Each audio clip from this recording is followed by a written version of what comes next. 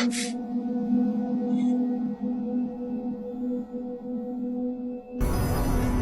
my god. Hey guys, lunch is ready. Oh my god. Honey, pack your shit! The kids are wearing their matching tracksuits and staring at the wall again!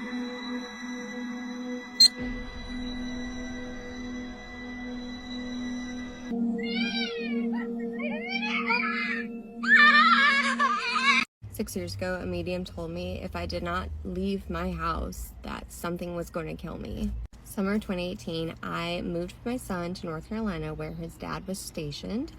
He had been living in the house that we were renting, but we didn't have anything, just the couch that we were sleeping on for a little bit because we were gonna order a bed and it was not gonna get there until November.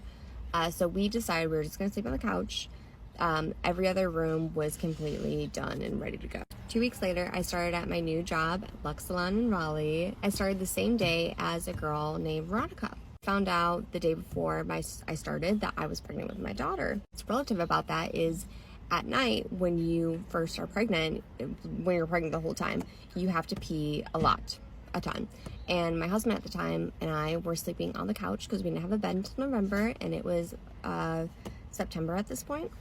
And so the first time I have to go back to the bathroom in the middle of the night, my eyes are adjusted, I sit up and I start walking towards the bathroom, which is like down the hallway. And I feel a heaviness and then I feel like I'm walking through a black shadow.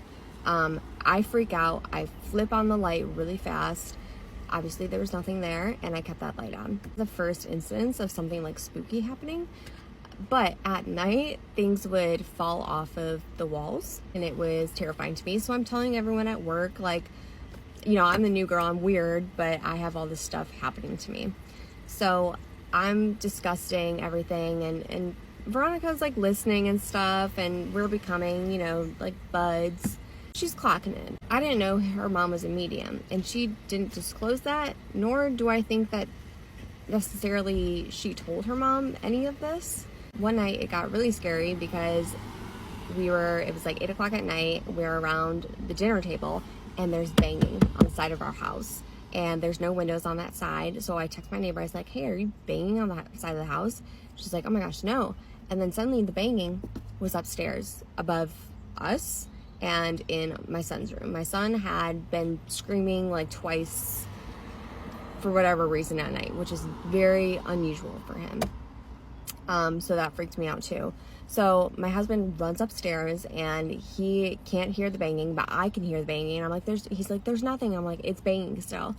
He runs downstairs and the banging is on the side of the house again. I don't even remember what we did that night. I blacked out. I don't remember anything. I don't even remember telling my family it was happening, but I told the girls out at work. Okay. I was like, listen, this is happening and this is creepy. I'm pregnant. Finally, we have a bed, okay? So I don't have to do the spooky bathroom trips at night. So we have a bed, we live upstairs. One night when I was pretty pregnant, I shot up in bed because I was being choked. And I'm sorry if I'm talking about this like very nonchalantly. This is my 4th time recording this. The last time I recorded it, like just 5 minutes ago, the audio was gone. So I should actually check and see if the audio is working. Okay, it's working. Wake up, I'm being choked. And it's not like reflux like you get when you're pregnant. It's like I felt like someone was choking on me. I sit up so fast. I'm like, it's hard to breathe, but I catch my breath. And I'm like, and I just think, okay, reflux. Because I'm scared. I don't want to admit that there's something spooky going on. I had a relationship with God, but not really.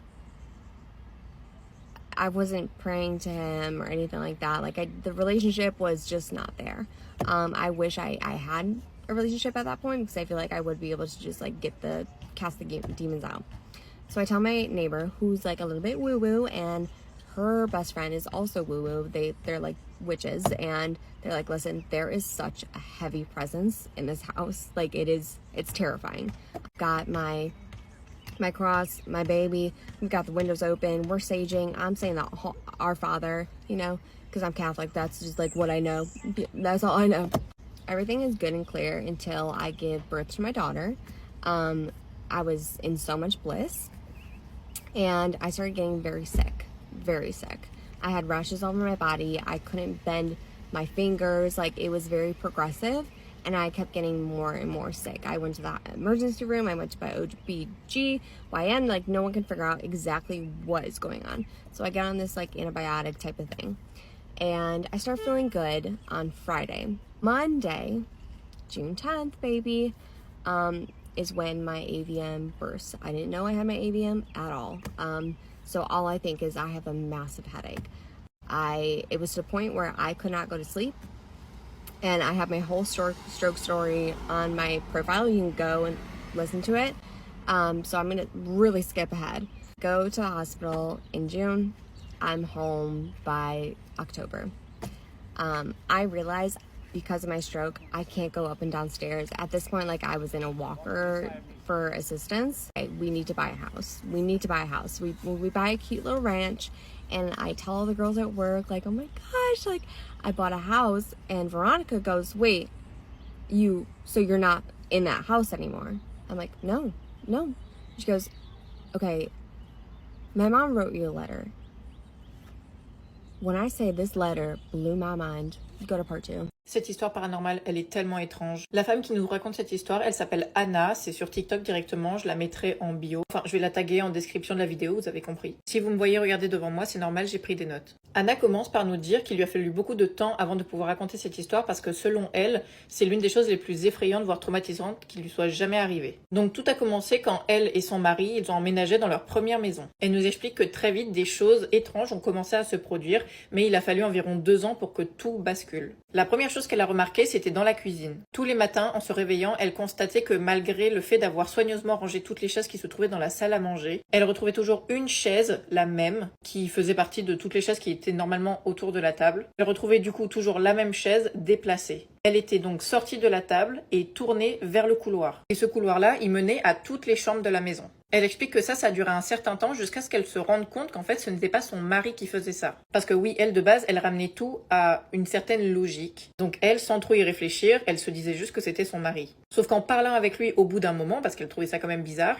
ils se rendent compte que l'un comme l'autre, ils s'étaient jeté la faute dessus. Son mari croyait que c'était elle et elle croyait que c'était son mari. Alors que non, c'était aucun des deux. Et là, ça a commencé à me faire peur. Parce qu'elle explique que la nuit, quand elle allait dans ce couloir pour aller dans la cuisine par exemple, elle voyait cette chaise donc tournée vers elle, et des fois, dans le reflet d'une des fenêtres, elle voyait la silhouette d'un homme. Et cet homme, c'était un vieil homme qui avait l'air d'être assis sur cette chaise. Donc elle, peut-être qu'elle mettait ça sur le fait qu'elle était fatiguée, elle se formalisait pas dessus. Juste limite, elle passait à autre chose, peut-être qu'elle se disait que c'était le soir et que c'était plus son imagination qu'autre chose, mais ça lui arrivait très souvent de voir ça. Sauf qu'un soir, elle ne peut pas le nier, elle était en train de dormir, puis elle s'est réveillée. Enfin, elle explique qu'elle était semi-éveillée, et qu'elle voit une ombre très grande au-dessus de son mari qui le regarde. Elle explique que cette ombre, elle est vraiment très grande, c'est-à-dire environ 2,50 m de haut. Très mince et encore une fois, penchée au-dessus de son mari. Elle pense que c'est une paralysie du sommeil qu'elle a faite, étant semi-éveillée, etc. Et en plus, son mari dormait, donc elle se dit juste, c'était une paralysie du sommeil sûrement.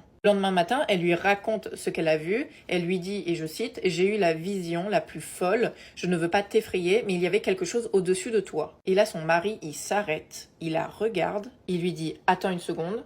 Moi-même, j'ai rêvé, la nuit dernière du coup, qu'au beau milieu de la nuit, quand il a ouvert les yeux, il a vu une figure totalement noire qui le fixait. » Là, Anna, elle explique que la coïncidence, elle est énorme, quoi. C'est-à-dire qu'elle est complètement troublée. Quelques mois plus tard, ils étaient assis dans leur salon. Elle explique à ce moment-là que la maison, elle date des années 60 et elle possédait une grande baie vitrée donnant sur leur terrain. Et à ce que j'ai compris, le terrain, il a un énorme jardin devant cette baie vitrée. Et là, elle explique qu'ils entendent des griffures contre la vitre extérieure. Sauf que c'était pas des griffures d'un petit animal et c'était pas non plus les griffures, par exemple, d'un raton laveur. Ils expliquent que c'est pas du tout commun là où ils habitent. Et en plus, même si c'était un animal, ils l'auraient vu directement parce qu'encore une fois, la baie vitrée, elle est grande. Bref, impossible qu'un animal se soit caché et soit en train de griffer. Eux, ils commencent à avoir un peu un malaise, donc ils décident de se lever et d'aller dans leur chambre. Et à peine arrivés dans leur lit et allongés, ils entendent un fracas énorme qui retentit. Le bruit était tellement un bruit sourd qu'ils pensent que c'est leurs 2 immenses bibliothèques haute de plus de 2,50 m qui s'était effondrée. C'était des bibliothèques qui étaient pleines d'énormes livres et des livres qu'ils collectionnaient comme par exemple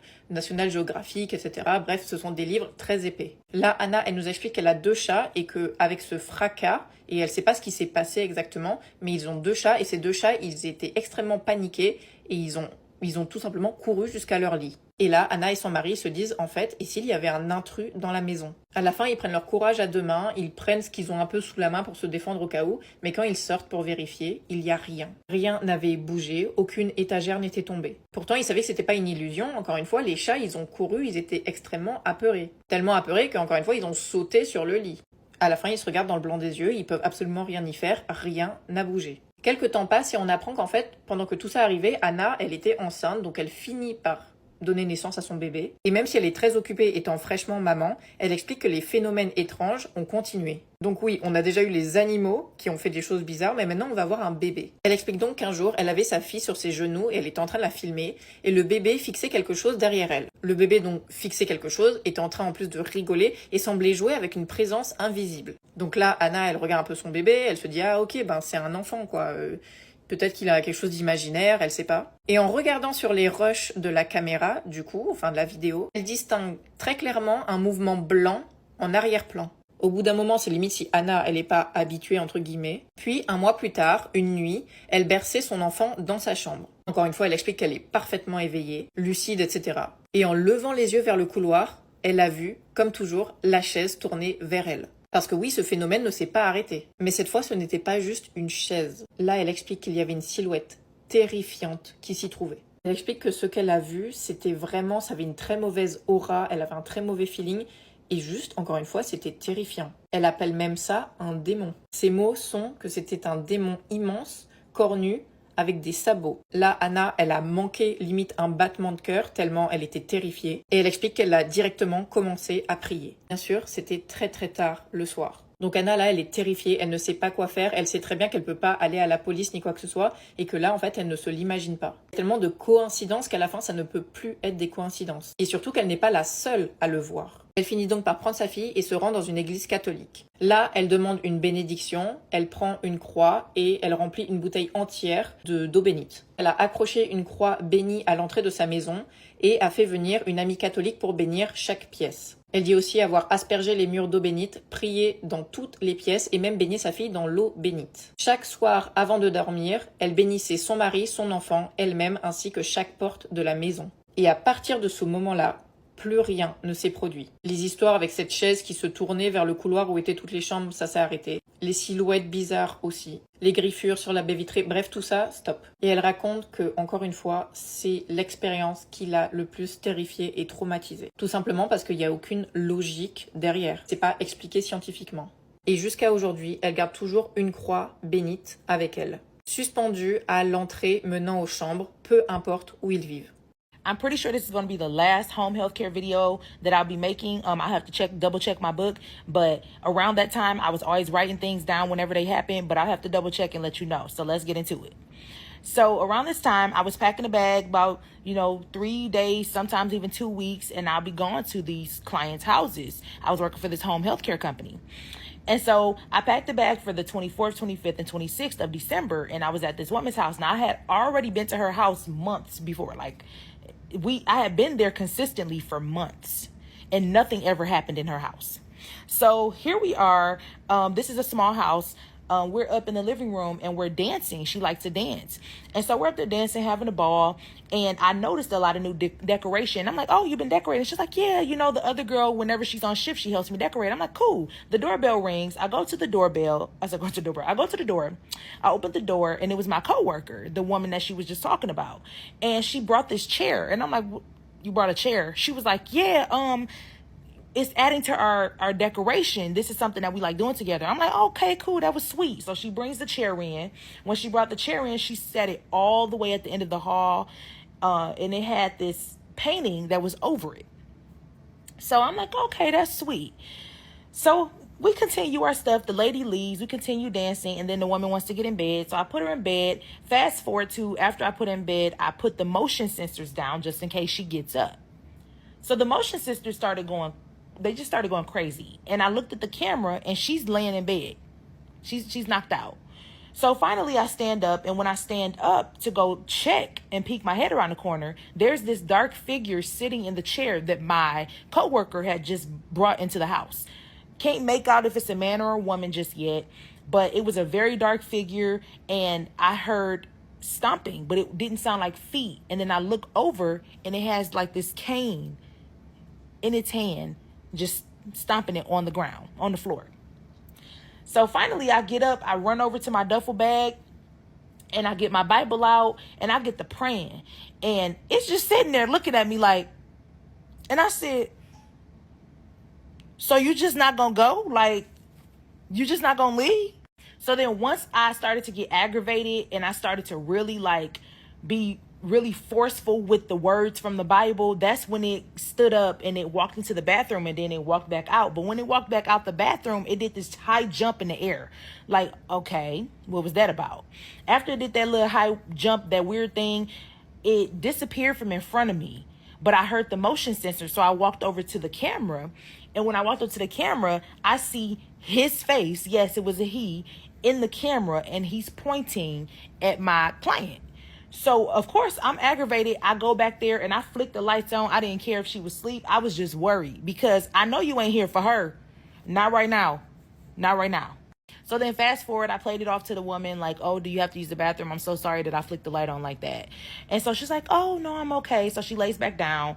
Once I go back out to the living room, I get to praying. I get to like drawing crosses over all the doors, over all the windows. But next thing you know, I feel something walk behind me. And when I felt it, I turned around, and he's right here in my face, like right here in my face. I almost dropped to the floor, y'all, but I couldn't do it because then he'd be thinking that he had one up on me. So that entire night, he would just randomly pop up in my face. He would randomly pop up on the sofa, or he would be sitting in that chair that my coworker brought. Now, this is the scariest part. The scariest part is the fact that right after he left up out of my client's room, I could hear her gasping for air like she needed me. And so I ran in there and I sat her up on the edge of the bed, and I'm like, are you okay? And she said that she said, I'm not ready to go yet. I'm not ready to go. Now, all this time, she's never talked like this. And so I'm just like, you ain't got to go yet if you don't want to. I think what made me more nervous about it is the fact that it was a dark figure that came to collect her. At that point, I was just like, do you want to pray with me? We had never prayed together before, but in that moment, she wanted to pray. So we prayed, right? So fast forward to while we're praying, he just sat down. Like, I wait. So I think that scared me too, because what has this woman done in her life that is so terrible to have a dark figure come to collect her and take her somewhere, and not even a prayer can stop it, can stop her from going with him. Now, here's the even scarier part. I got a feeling to look outside. So I went ahead and I looked out the window. And when I looked out the window, there were two other dark figures standing on the sidewalk. That scared the crap out of me, because I know y'all better just be here for her. So I hear knocking on the door. Of course, I'm not answering it because I just looked out the window. I saw y'all out there. I'm not opening the door. And so the woman, she starts getting hysterical, and she is like really going crazy. I'd never seen her like this before. And so do y'all know, like probably not even 24 hours after I left, that woman passed away. She passed away. And in my head, I felt so bad. But in my head, I was thinking like, oh my God, this family gonna think I'm the Grim Reaper. Story that I'm gonna tell you, honestly, it like creeps the fuck out of me still when I think about it. So growing up, I mean, I didn't really grow up with my grandparents. We would go visit them like when we went to Mexico and stuff, and on vacation. And I remember like really spending a lot of time with my mom's mom, but with my dad's mom, we hardly like ever spent time. And I remember my mom always being so cautious, like, be careful what you eat when you go to your grandma's house. Don't get everything. But for some reason, my grandma had like a really, really like strong connection with me, I guess. I remember her always telling me like, oh, you look so much like your dad.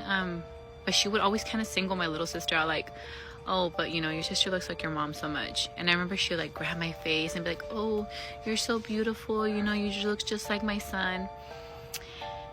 And so, I mean, me and my sister would joke around about it, like, oh, you're the favorite one, you're the favorite one. But I never really took it like, It was like whatever.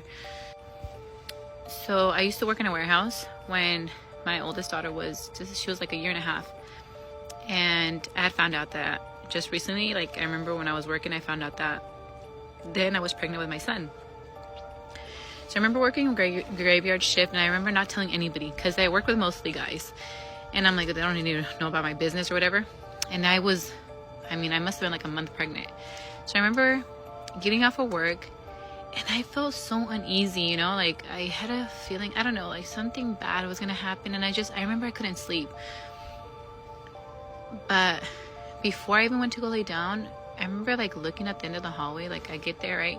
And I'm going to go to my room, but the hallway was so dark. And I remember like I was about to turn on the light, and I stayed looking at the end of the hallway. And I remember seeing this really dark, like a human figure, right? And I got so like tripped the fuck out. I was like, what the fuck is that? And I turn on the light, and there's nothing there. So then I try to go to sleep or whatever. And mind you, I must have slept for like 2 hours. And then I had this sudden urge to like call my mom. So I remember I called my mom, and I was like, hey mom, what are you doing? And she's like, I'm so glad you called. I'm like, what happened? And she's like, your grandma just passed away. And I remember I was like, what the fuck? And I told my mom what had happened, you know, how I had seen that figure at the end of the hallway. And my mom jokingly was like, oh, she probably want to say goodbye to you. You know, she probably, you know, dio su despedida, like said her goodbyes. And it kind of stuck with me, right? So mind you, remember I work graveyard at this warehouse. And so I remember walking into HR office. And I wish I could see this girl. I mean, I wish I could reach out to her, or she could reach out to me if she ever were to see my videos. I remember walking into the HR, and she's like, hey, like try to approach me. She's like, can I tell you something? But I don't want you to feel uncomfortable what I'm going to tell you. And I'm thinking in my head, what the fuck is she going to tell me? You know? And I remember she's like, oh, it like terrifies me when I think about it, because everything that happened after was so fucking scary.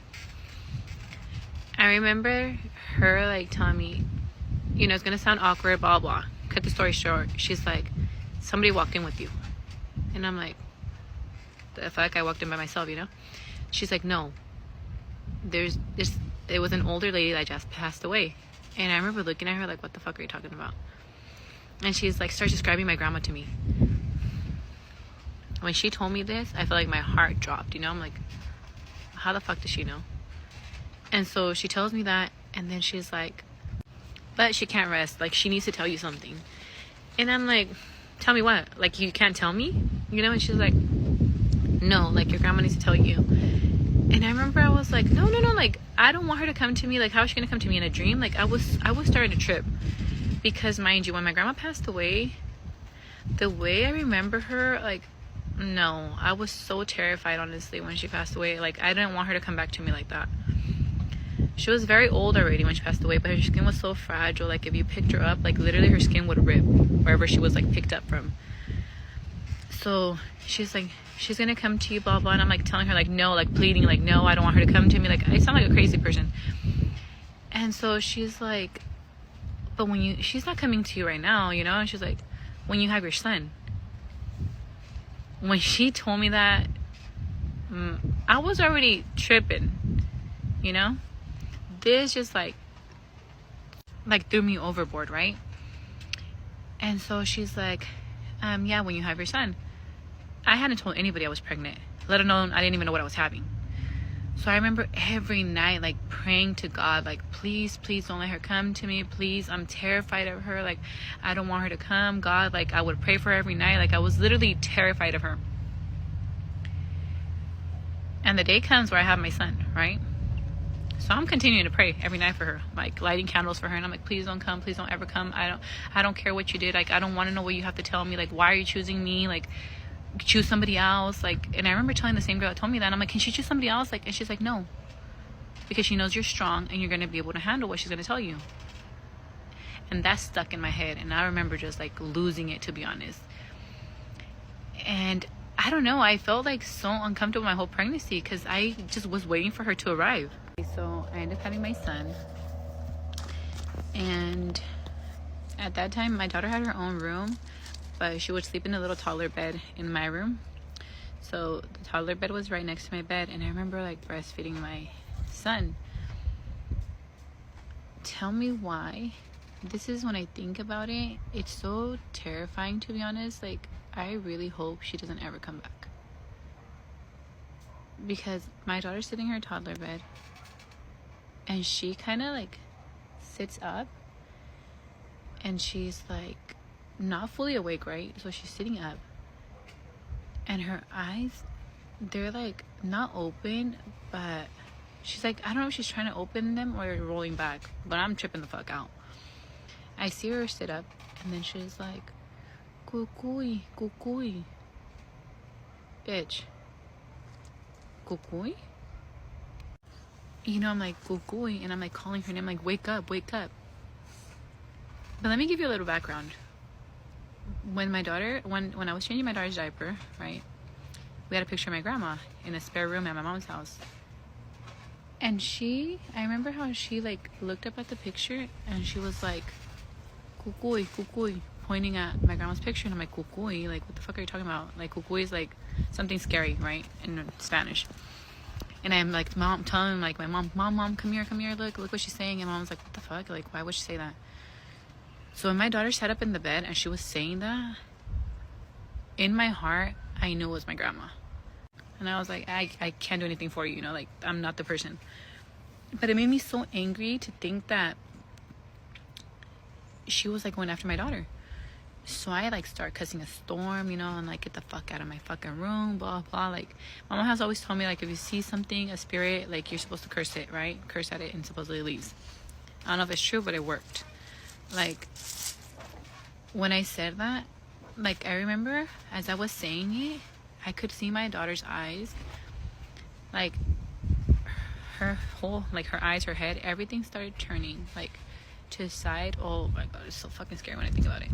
It started like turning and turning, like as if it's like watching this thing walk out of the room. I literally fucking died in that second. And I'm like, I start tripping the fuck out, you know? And I'm like, you know, calling my daughter's name. I'm like, wake up, you know, wake up. Mind you, she's like 2 now. And I'm like literally so pissed off.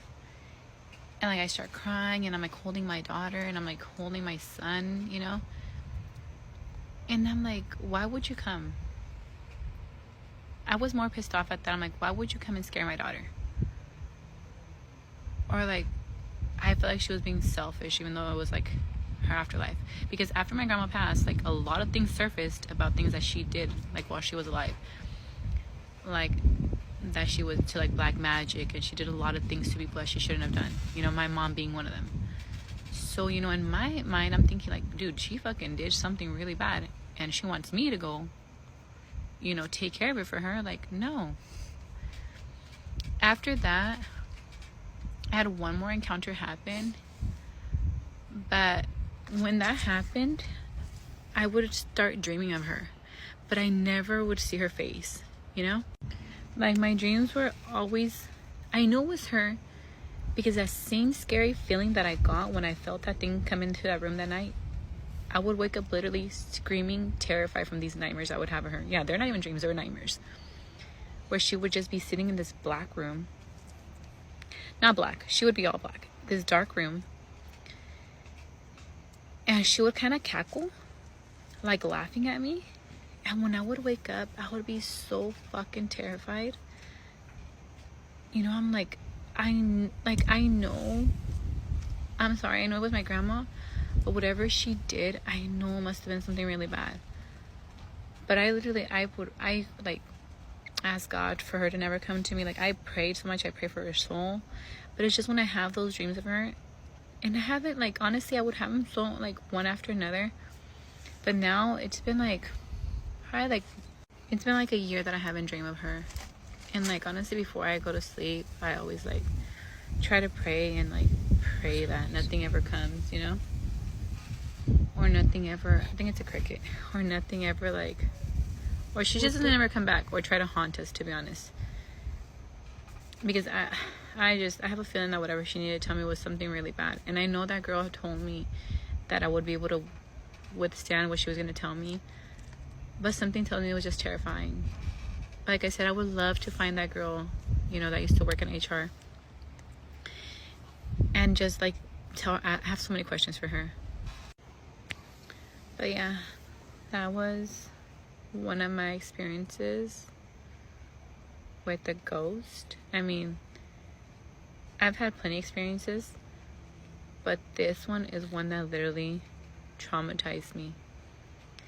And within the years, as my daughter got older, like, I learned that she too would see things, you know, or she would feel things. Like when I dream of her, when I dream of my grandma, or when I dream of her, my daughter dreams of her. And my daughter's so terrified, and, you know, my daughter will wake up and she'll be like, Mom, like, she's so scary, like, the way she comes in my dream. But I think I get afraid sometimes, thinking, like, if she didn't get through to me, will she try to get through to my daughter? If you think your dating life is bad, let me tell you a story. Okay, let me tell you a story. See that back there? That's a suitcase. On Monday, I drove 3.5 hours to go visit a guy because he's in the army and he just never could come visit me. Whatever. So I drive out there to go spend time with him and be close that I can see him every day for 5 days. I come over, he makes me dinner the first night, burnt the dinner to a crisp. Nothing against it. Most men can't cook. Not surprised. So I was like, you know what? I'm going to make dinner tomorrow night. So tomorrow, the next day, I just go drive around and I go grocery shopping and I get like $30 worth of groceries to make like a chicken garlic parm dinner.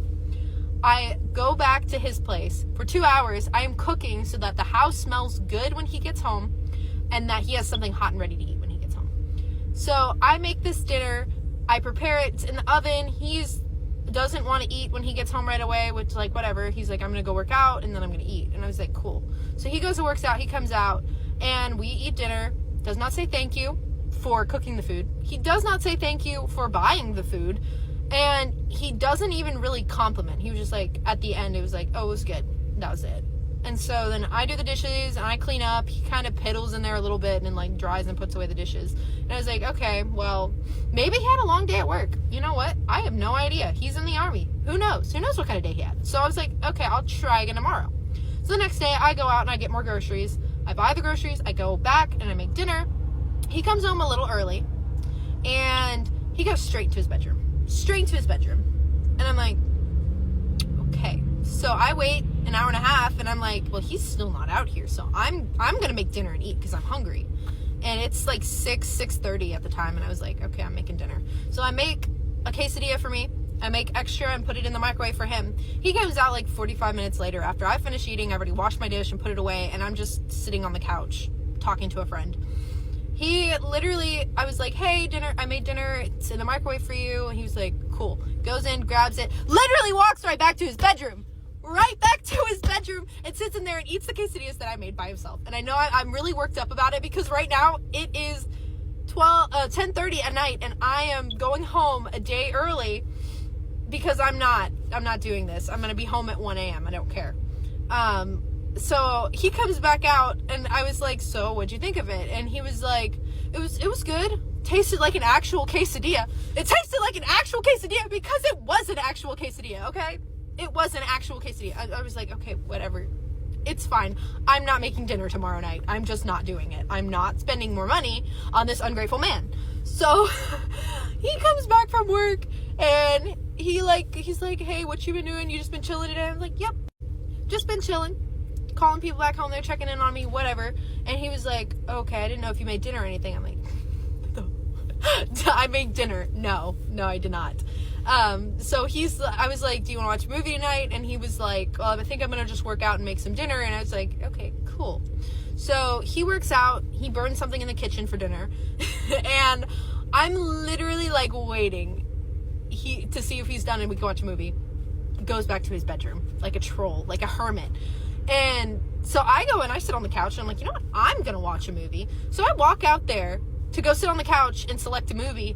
And I hear this man in his bedroom talking to another woman. And I literally have the receipts on this, but he's literally in his bedroom playing a game, talking to another woman. And like the first night that I came over, he was like, I'm going to go back and play my game. And I'm like, I wonder if he's just been talking to this chick the whole time. So I was on the phone with my friend. I said, you know what? I'm leaving. I'm gonna just make up some crappy story and I'm leaving. So I packed up all my stuff. I put it by the door and I knocked on his door and I hear him, oh, hold on a second. Somebody's knocking at my door. I'm gonna hang up and I'll call you back. I'm like, somebody's me, that person that drove 3.5 hours and took time off work where she could have been earning money to spend time with you. Yeah, that's that someone. So he opens the door and I'm like, hey, my mom's having a medical emergency. She's in the ER. I gotta go home. Total lie. Super fabricated. I mean, I really should have just told him straight up that I think you're boring. I think you have no manners. And why are you talking to another girl in your bedroom? Like, while one is sitting on the couch, literally in your own home. So yeah, I am currently driving home. I am set to arrive at around 1:30 a.m. back in Mississippi. I'm so sick of dating. I'm so sick of dating because I don't know what it is about me, but I just attract the douchiest men. Like, the douchiest men. And this is terrible. At least I have enough self-worth, I think, to leave. I'm not gonna stick around, but like, at the same time, why does this keep happening? What did I do? What did I do wrong? I was never messy. I cleaned his house while he was at work. I swept the floors. I cleaned the kitchen. I cleaned the plastic he burnt off his stove the night before. I cleaned his bathroom. Like, what am I doing wrong? And I'm like, I might be doing too much, honestly. I might be doing too much. It's not that I'm not doing enough. But like, I'm a traditional kind of gal. Like, you open the door for me. You carry my bags. Like, you say thank you if I cook for you. You should want to spend time with me. Otherwise, I don't know why we're even considering dating. Like, this is just, it's bad. It's bad. Anyways, that's my rant. So if you think your dating life sucks, mine's probably worse. It's not that bad because I always get out of it, but like, this keeps happening. This keeps happening. And this one is the worst because I actually drove here. He would not even come to visit me. He would not come to visit me first. And I drove here. I spent my gas. I spent my money on groceries. I spent my time cooking and cleaning. And yeah, this is what it has amounted to. So I blocked him. So he's hopefully not going to see this video. But if he does, dude, you got to step up your game because you suck. You are boring. We're so boring. And you need some serious manners, and I don't think you're ready to date because I don't think you know how to treat a woman, or you're just a player and a cheater. So, yeah, I'm disgusted with dating. So the next guy that takes me on a date better impress me, or I might be an old hag that lives by herself with her farm animals. I'm just like, ah! I was literally shaking when I knocked on his door and I was picking up my bag sleeve because I was like so upset. I was like, this is bad. This is bad. So yeah, that is my fun story. I wish it was fake, but I don't even think I have the creative juices to create something like that in my head. But yeah, dating sucks. Story time, creepy story time. Let me tell you about it. I moved into this house. I was working night shift, 6 p.m. to 6 a.m. So I didn't usually sleep during the night. But the first night that we slept here, or we were supposed to like sleep here or whatnot, my man had to work, so I was home alone. Keep that in mind. And so I was like, you know what, F it, I don't have anything to do or anything, might as well just try to nap during the night. And so I did. I took a little nap and whatnot, right? Well, that nap was creepy as hell because I was in the house in my dream and it was empty, no furniture, not my bed, not anything. I remember I was entering my room in my dream and then I was like, what the fuck? And then I see a man in a chair. This man had a really nice suit. He had this fedora hat and it was covering his face except for his like mouth where you could see like his smile. Like, I'll never forget that smile. And he said, you're going to make a perfect addition to this house. And then I woke up. I told my man that I got a creepy vibe and everything, and ever since then I would hear small things, like really small things, like a cabinet closing or a door closing and everything. And he said, oh, it's nothing, it's probably nothing, blah blah. So I was like, okay, you know what, maybe you're right, maybe I just watched a movie or something, whatever. So carry on, right? Time passes. I've been here for a couple months. It dies down. If you hear small things, it's small things, it's nothing, bang, you carry on, right? Well, then my sister moves in because she had turned 18 and she's like, hey, can I move in? Like, I don't want to stay with her parents. And I said, yeah, sure, whatever. She moves in. She's in the spare bedroom. her first night, she like comes out, she goes, dude, and I go, what? She's like, I had a fucking weird dream. And I said, what? She's like, some guy with a nice suit. And I was like, hold up, a nice suit? She goes, yeah. And I was like, was he wearing a hat? She was, yeah. And I was like, was he wearing a fedora hat? She was like, what? And I had to show her a picture. She goes, yeah, that's it, and everything. And I said, what did he tell you? And she's like, nothing. He stood and looked at me like he was, like as if he was observing me and everything. And that in her dream, she noticed that he was just making his rounds through the house and everything. And then I was like, what? And then we were looking up like what generation it could be and everything. Keep in mind, this house is a trailer home, so it's not even that old. I think I have like a 2012 model or something like that.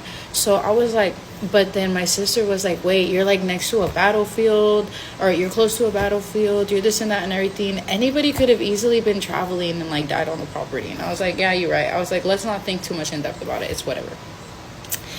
That was just our like, because she didn't make me feel crazy, so that was like our thing. I was like, have you ever like dreamed of him again? She said no, he like only made his presence known that one time.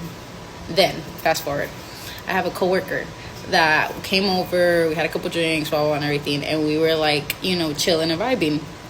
Then she like tells me that like the next day, she's like, hey dude, not to creep you out, but like I can see things. And I said, oh, bet, cool. Like, so could my mom, because my mom was like very into spiritual stuff.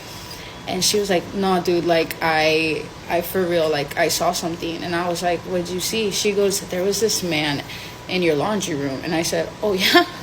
She goes, yeah, he's not like bad, but I don't think he's technically good, he's just there. And I was like, what was he wearing?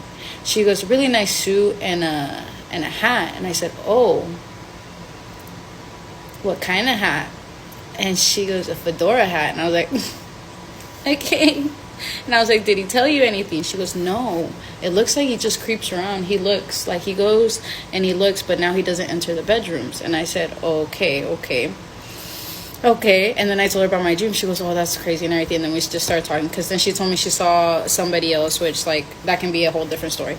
But so that happened, right? Fast forward to yesterday. My little nephew comes over and he's playing with, obviously, like my son. They're playing everything. He comes out, he goes, the man's dead. And I was like, I looked at my sister-in-law and I was like, huh? And she's like, what are you talking about? He goes, the man's dead. And he thought about like my man, like my kid's dad. And I was like, no, he's in Kansas and blah, blah. And he goes, no, the man in the room, he's dead. And I was like, my sister-in-law there is in shock. I'm in shock. And I looked at him. I said, hey, baby, does that man have a hat? He goes, yeah, but he's dead. He's standing over there.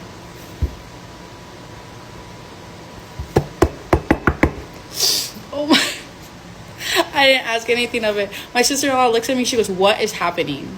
And I told her about every single occurrence and everything. And I told her, I was like, your son is the only one that has like said it straight off the bat and everything. So I don't know who he is. I don't know what he is. But I think he's about to be mad because I'm going to move soon. So yeah, that's my little story time.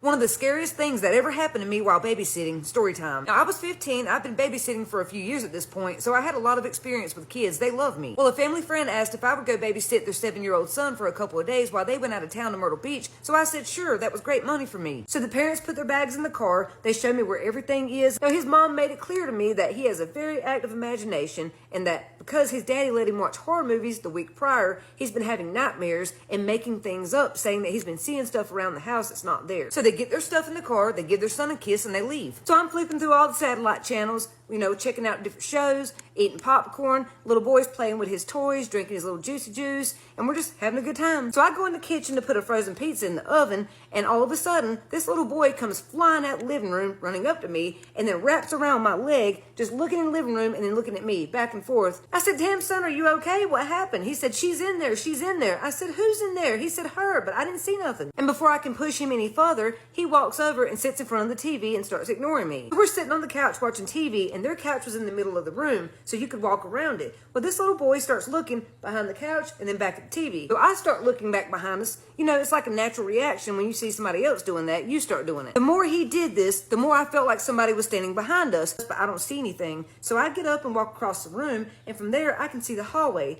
And for a second, something stood out to me. At the end of the hallway, it looked like someone was peeking around the corner like this. But when I cut the light on, it was gone. So I thought my mom was playing tricks on me. My anxiety's peaking, so I'm like, okay, it's the first time you've been left alone in someone else's house. Calm down, go take a shower and go to bed. But while I'm taking a shower, I get the weirdest feeling like somebody's standing outside of the shower curtain. Now, they had a big-ass bathroom. So I was like, dude, it's a new place. It's a big bathroom. You're not used to this. Just stop freaking out. But I have to keep sticking my head out the shower curtain to make sure nobody's there because I'm getting that vibe like somebody is there. So I peek out the shower again and bam, this kid is standing in the doorway crying. I said, what's wrong? He said, it's gonna get me. It's in there. I just saw it. Can I stay here with you? I'm scared. I said, yes, stay right there. Just turn the other way. And then I dry off and get dressed in the shower so he can't see me. Now it's about 11 o'clock at this point and he's still wide awake. So we sit there and talk for a little while. We play with Legos, Play-Doh. I'm just trying to wear him out so he'll go to sleep. Well, finally around 2 a.m., he falls asleep. Now, it was already so late, I didn't have time to unpack my clothes, so I just get in the bed and I go to sleep. About 10 minutes later, I hear this youngin' screaming again. Before I can even get out of the bed, I hear him thunk, thunk, thunk, thunk, and he's already running into my room, jumps into bed with me. He's screaming to the top of his lungs, she's there in my room, behind the door. She's gonna get me if I'm alone. Please don't make me go back in there. So we're laying there in the bed together, and he says, I know you think I'm making stuff up. I promise you I'm not. She was there. I saw her. I said, honey, I believe you. It's okay. Just relax and close your eyes and start taking some deep breaths. This child has one hell of a grip on me. Like, he's wrapped around me like a python, so I could tell he was really scared. Like, he really thought something was going to snatch his ass off that bed. So I just held him and hoped that maybe he would calm down. Now, I know a lot of you would just tell these kids to hush and go to bed,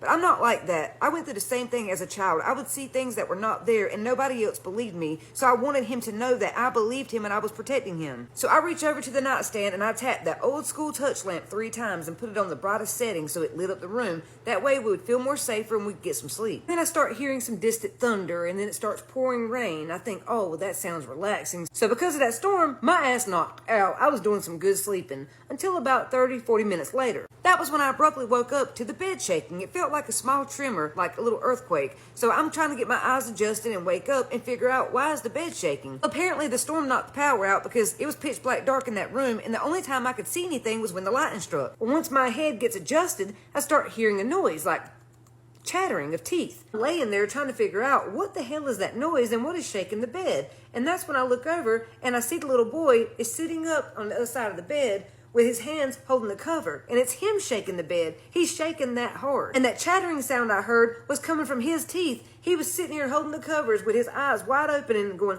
are you okay? Because I thought he was having a seizure. But when I looked at him, his eyes darted over to mine and I realized he was awake. He was so scared. Like he couldn't move. He was frozen, shaking and chattering. I'm like, well, if he's not having a seizure, what is wrong with him? And that's when it clicks. He's sitting here staring at the door, so I look at the door. Y'all, let me tell you, in that moment, when that lightning flashed, I damn near shit my pants. It scared me so bad. Have you ever been so scared that your hands and arms and legs start tingling, they damn near go numb? When I looked at that bedroom door, there was someone's head peeking around the door like this. And you could only see their eyes. And when the lightning stopped flashing, I couldn't see anything anymore. It was complete darkness. That was when it really hit me. Holy crap, we're not alone. There's someone else in the house and they're standing right there. But what really freaked me out was every time the lightning would strike, I could see more of that person's face. Like it started like this, and then this, and this, and then I could see their actual mouth. This person was smiling ear to ear. I could barely take a breath in. All I could think was, what the hell is that thing? Then of course the lightning stopped flashing, so for a few seconds it was completely dark,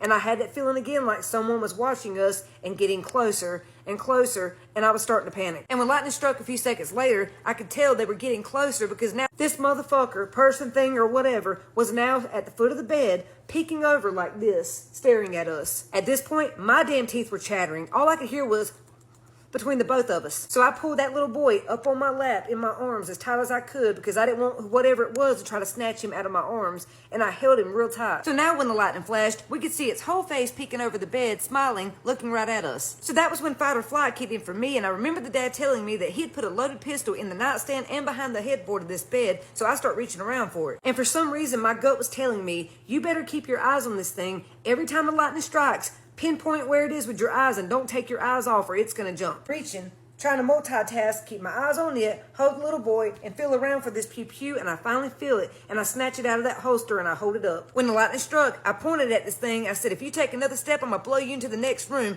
Get out and leave now. In that moment, something happened. I don't know what it was, but I could feel me looking into it and it looking into me, and that lightning flashed, and then all of a sudden the power cut back on. And no lie, as soon as the power came on, it was gone. I snatched him up out of the bed, grabbed that pew-pew, and ran to the kitchen and called 911. I stayed on the phone with them, the police came, and then I called the parents. I put the cop on the phone, they're talking, and then they tell the cop that they're not coming back until Sunday. Even though we're telling them we think there's an intruder in the house and their child's here, they don't give a shit. They're not coming home. They think it's our imagination playing tricks on us because the power went out and we're getting freaked out with the storm and everything. So I made it very clear I was not staying in their house another minute, and I was going to take their child back to my family's house, and that's where we would be. And they said, okay, fine, we'll see you on Sunday. So I asked the little boy if that was the first time he saw this thing, and he said no. He'd been seeing it for months, but this was the first time it got that close. Now, I knew he'd have to go back to that house, so the next day, me and my cousin went over and cleansed the entire house, hoping it would help. Who wants to hear the story about the guy that I was seeing who was also seeing his sister? I meet this guy on Hinge, okay? He's gorgeous. Like, he looks just like Leo from Tell Me Lies, okay? Gorgeous. So he drives 2 hours to take me on our first date, and we had been talking for a couple weeks at this point, and this is right before or right after my divorce. So, like, I would never do this now. I would never do this now. But I was like, okay, like, why don't you just, like, stay the night after our date? Girl, be so real. Do you think that's a good idea? No. I'll call him Tony. That's not his name. I opened my door, I said, Tony? And he looks up and starts skipping stairs to get to me. And he gives me a big hug, and he has flowers. He was like, I'm so excited to, like, actually see you. And I was like, me too. I was like, I'm finishing getting ready, like, come in, whatever. He takes me to dinner. He has a really nice car. He takes me to a very nice restaurant. I'm like, okay, this guy has his life together. He had gotten out of the military. I won't say which branch. And he was getting his master's. So I was like, his life is, like, put together. I'm obsessed. And the conversation is so good. And he's so interested about my interests, which is, like, not typical. A lot of people just don't want to talk about neuroplasticity and how cool it is. That's, like, one of my biggest interests. He was clocked in. He was ready, okay? He was applying for the job to be my boyfriend. And he's telling me about him, and he grew up on a farm in a southern state, and he was homeschooled. But, like, not the type of homeschool where you're with other kids, the type of homeschool that it's just you and your siblings, okay? And he has a sister who is, like, a year younger, 2 years younger. Anyways, so we finished the first day. He stays over. He's already texted me about our next date. He's excited. He's, like, really into it. So he says, why don't you come by me, which is by, like, Eastern, like, ECU. I think that was the school he was getting his master's at. And he was like, we'll do, like, some fun mini golf. I'll take you to this hot dog place because he knows I love hot dogs. I love hot dogs. Leading up to the date, I was feeling, like, sketched out for whatever reason. For really no reason. He was great. But my, like, intuition was like, ooh, this is not good. But my heart was like, what are you talking about? Like, shut up. Ugh. Having fun, living life, he's hot. At the same time, there was a documentary about that guy. I can't think of his name right now, but he was in Call Me By Your Name. And there was a documentary about, like, all the girls that he had, like, essayed. And, like, for whatever reason, I was getting the same vibe. And I was also getting the same vibe of, like, maybe he was going to eat me at some point. And I can't explain why. He never, like, gave me any reason to believe that he was going to eat me. But I started to really, really hone in on the fact that he was going to, like, hurt me somehow. So we go on the date. Date is so fun.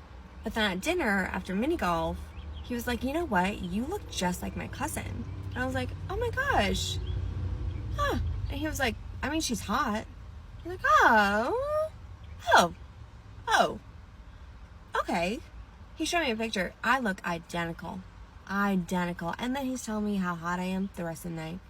And I'm thinking, oh, this guy wants to fuck his cousin. This is what this is. He wants to fuck his cousin. So we go back. He gets a hotel because he has a roommate because he's in school. He brings out things that I don't want. Wait, who are you doing that with? Because it ain't me. Like, dangerous things. Like for the bedroom, I was like, this isn't like, I'm not, no. We started having like pillow talk, okay? We're getting really deep into conversation. And he reveals to me that when he was in like 3rd grade, him and his sister got really curious. I'm gonna throw up. Girl. And I was like, huh? What do you mean by that? What do you mean by that? What do you mean by that? And he like really gets into detail of what they did from 3rd grade to a couple of years ago. They were having a full-blown relationship. In just that one way. Okay? I really hope y'all are picking up what I'm putting down, okay? Him and his sister had relations for years. And I'm fawning at this point because I'm like, I'm actually in danger. This is not good. I've been drinking. I can't drive home 2 hours. And so I become a therapist. I'm like, oh my gosh, like that probably really affected you, you know, throughout your whole childhood. Like, do you think that's like brought into your adult like your life? Like, I'm trying to be a therapist, you know, and try to make him feel comfortable to just like keep talking. But I'm like, I really don't want to hear it, but what am I gonna do? I gotta know where to go. So he tells me everything until we fall asleep. I'm driving home, he's calling me, and he's just like, I had so much fun, like I love getting to know you. And I'm like, oh, yeah, me too, so much fun. But I was like, you know what, it feels like you don't really have a relationship with God, so like I need that. And he was like, well, I also need someone that I can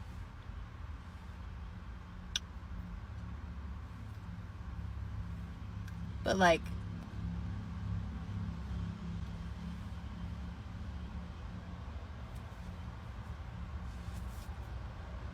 I said, yeah, and he's like, yeah, you just didn't seem into like all the things that I was into. Yeah, because I'm not. Because most people aren't. I'm not gonna yuck anyone's yum, but like yuck. Yucky. Yeah. No. Just because they look like Leo does not mean you should date them. No. I'm so, like, honestly, this is embarrassing for me to tell. I've waited 2 years to tell this story because every time I try to, I'm like, oh, this looks bad for me. Like, well, let me know if you have any questions. 82% of CIA agents are men, which is crazy to me because one time I used a guy's public Venmo transaction history and his Twitter likes to figure out that he was also seeing a girl across the country. And I just don't believe a man could do that.